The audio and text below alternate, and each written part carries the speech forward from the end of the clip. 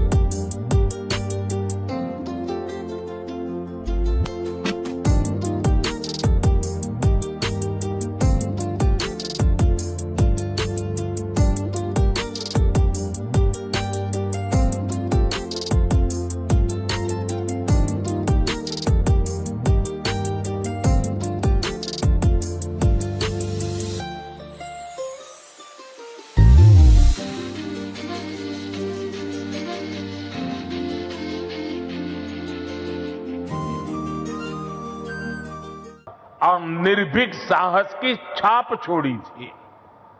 साथियों, श्री गुरु तेग बहादुर जी जैसे व्यक्तित्व इतिहास में विरले ही होते हैं।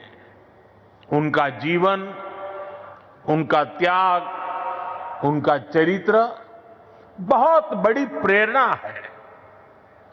मुगल आक्रांताओं के उस काल में गुरु साहब ने वीरता का आदर्श स्थापित किया। हम सब जानते हैं कि श्री गुरु तेग बहादुर जी के शहीद होने से पहले क्या हुआ था। मुगल आक्रांताओं के उस काल में कश्मीरी हिंदुओं को जबरन धर्मांतरण किया जा रहा था। इस संकट के बीच पीड़ितों के एक दल ने गुरु साहब से सहयोग मांगा। तब से गुरु साहब ने उन पीड़ितों को जवाब दिया था कि आप सब औरंगजेब को साफ साफ कह दें, यदि श्री गुरु तेग बहादुर इस्लाम स्वीकार कर लें तो हम सब इस्लाम धर्म अपना लेंगे। साथियों, इन वाक्यों में श्री गुरु तेग बहादुर जी की निडरता, उसकी पराकाष्ठा थी। इसके बाद जिसकी आशंका थी वही हुआ। उस क्रूर औरंगजेब ने गुरु साहिब को बंदी बनाने का आदेश दिया। लेकिन गुरु साहब ने खुद दिल्ली जाने की घोषणा कर दी। मुगल शासकों ने उन्हें प्रलोभन भी दिए, लेकिन श्री गुरु तेग बहादुर अड़िग रहे। उन्होंने धर्म और सिद्धांतों से समझौता नहीं किया और इसलिए उनका मन तोड़ने के लिए गुरु साहब को पथ से डिगाने के लिए उनके सामने उनके 3 साथियों भाई दयाला जी, भाई सतीदास जी, भाई मतीदास जी की निर्ममता से हत्या की गई। लेकिन गुरु साहब अटल रहे, उनका संकल्प अटल रहा। उन्होंने धर्म का रास्ता नहीं छोड़ा। तब की अवस्था में गुरु साहब ने अपना शीश धर्म की रक्षा को समर्पित कर दिया। साथियों, मुगल इतने पर ही नहीं रुके थे। उन्होंने गुरु महाराज के शीश को अपमानित करने का भी प्रयास किया, लेकिन भाई जेता जी ने अपने पराक्रम के बल पर उनके शीश को आनंदपुर साहब पहुंचाया। इसलिए ही श्री गुरु गोविंद सिंह जी ने लिखा है,